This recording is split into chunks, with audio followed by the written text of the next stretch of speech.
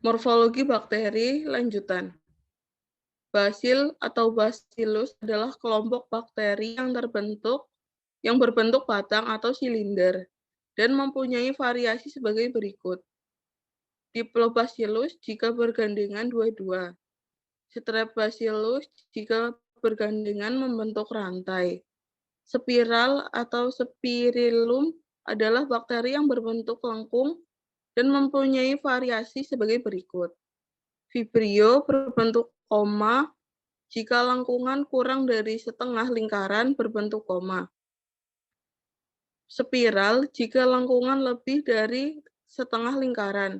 Spirocellate jika lengkungan membentuk struktur yang fleksibel. Bentuk ada seperti gambar di sebelah. Oke, next. Dan yang berikutnya akan disampaikan oleh Saudara Ivan. Untuk Saudara Ivan, waktu dan tempat dipersilahkan.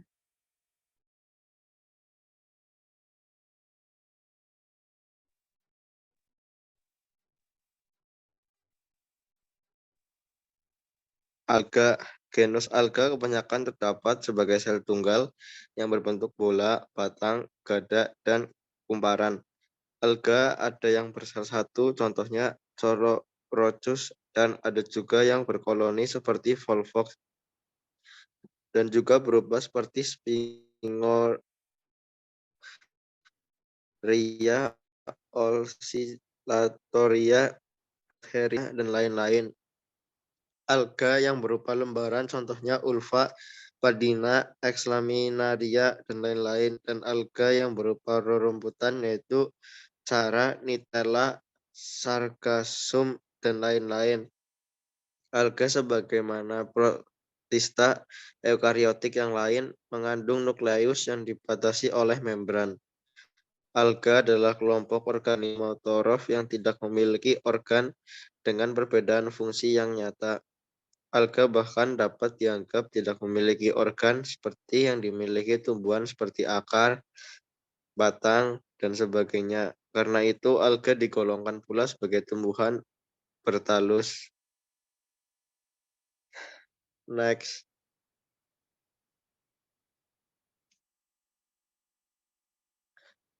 Klasifikasi. Ganggang hijau Chlorophyta mempunyai ciri karakteristik secara umum sebagai berikut. Tubuhnya mengandung klorofil dan berwarna hijau. Sel mengandung kloroplas yang berisi klorofil A, klorofil B, dan protofil. Inti sel bersifat eukariotik karena inti sel telah memiliki membran, telah memiliki dinding sel yang tersusun atas selulosa. Hidup melayang-layang di air tawar atau air laut dan berperan sebagai plankton sebagai sumber makanan organisme akuatik. Ada yang uniseluler bersel satu dan ada pula yang multiseluler bersel banyak. Sederhana. Bersifat autotrof karena memiliki klorofil untuk melakukan fotosintesis.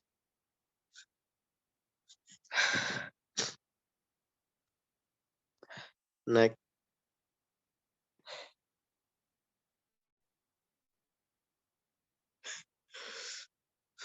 Fungi. Klasifikasi jamur merupakan pengaturan fungi ke dalam grup takson tertentu, sedangkan identifikasi adalah proses penentuan suatu isolat termasuk dalam takson tertentu. Proses identifikasi dapatkan apabila karakter-karakter isolat fungi diketahui. Karakter yaitu atribut atau ciri organisme yang dapat digunakan sebagai dasar untuk berhubungan dengan organisme lain. Tipe karakter dapat ditinjau dari segi morfologi, anatomi, ultrastruktur, biokimia, sekuensi, asam nukleat, dan lain-lain. Salah satu ciri jamur adalah berproduksi dengan spora, baik spora berfagela maupun tidak berfagela. Jenis-jenis jamur yang sporanya berfagela dikelompokkan dalam dunia protista yaitu Myxomycotina dan Omyxotina. Sedangkan yang memiliki spora tidak berflagela dimasukkan ke dalam fungi dan dibagi menjadi 3 divisi, yaitu divisi Zygmicotina, divisi Ascomycotina, divisi Basidiomycotina.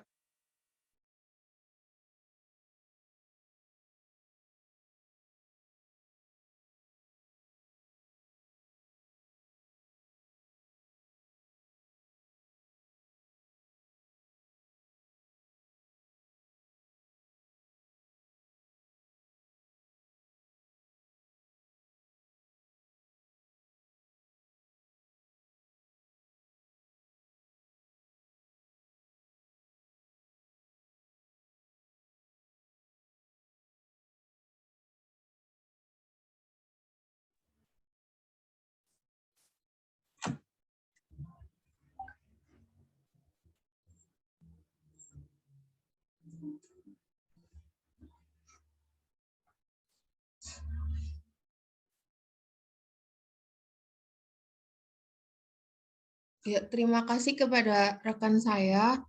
Saya akan membacakan slide selanjutnya tentang lianas. Tanaman lumut, kerak atau lianas merupakan tumbuhan tingkat rendah masuk dalam ke divisio Talopita.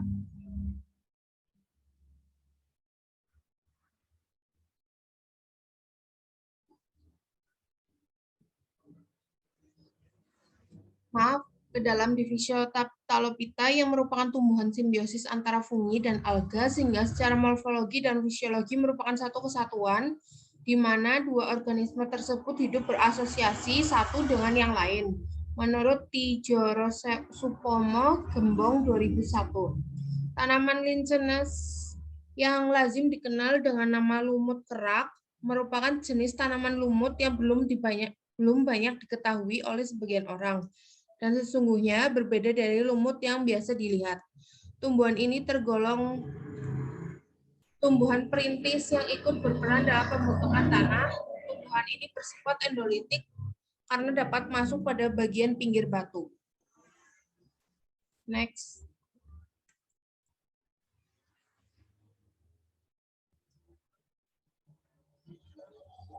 Linsen diklasifikasikan menurut Jovan 2008 yang menyusun dan dibedakan dalam 2 kelas, yaitu yang pertama kelas Asolicines, yaitu yang menghasilkan tubuh buah berupa perisetium yang berumur pendek dan dapat hidup bebas, misalnya Dermatocarpon dan Verrucaria.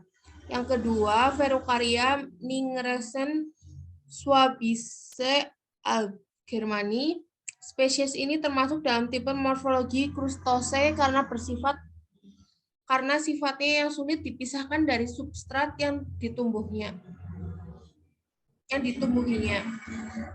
Kemudian manfaat divisi dalam bidang farmasi. Yang pertama, Petridopia bermanfaat sebagai bahan obat seperti equisetum atau paku ekor kuda yang mempunyai fungsi diuretik.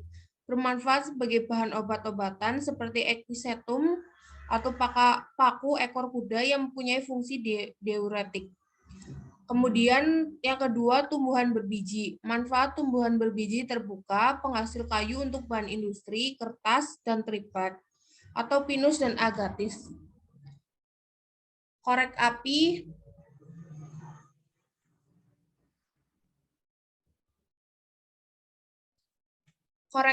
pinus agatis, obat-obatan pinus, podocarpus, makanan tanpa tanaman hias, getah atau resin untuk bahan pembuat sabun, vernis, dan cat kuku.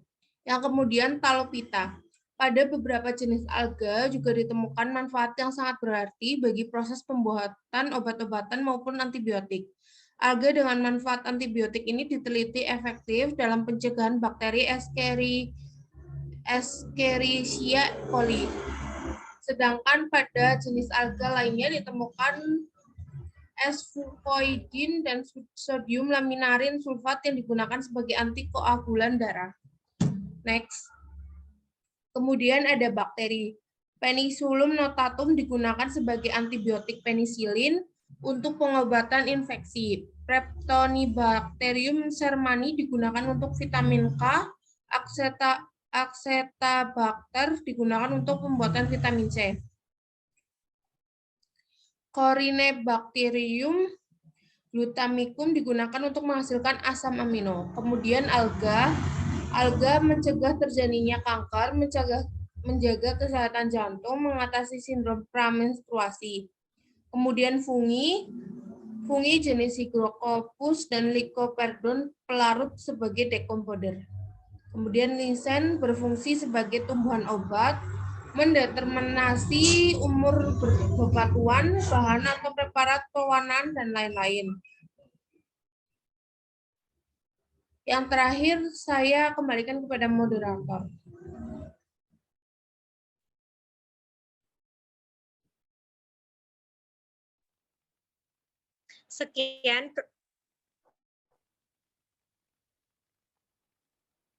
Sekian presentasi dari kami, kurang lebihnya mohon maaf. Wassalamualaikum warahmatullahi wabarakatuh.